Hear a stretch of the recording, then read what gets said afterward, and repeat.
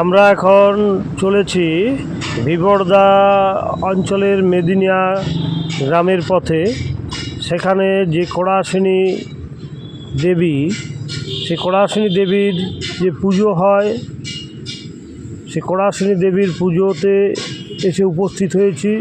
এখানে পুজো পাঠের পর গ্রামের প্রায় 2000 মানুষ একসাথে বসে কোড়াসিনী মায়ের যে খিচুড়ি প্রসাদ এবং পরমান্ন তা গ্রহণ করেন।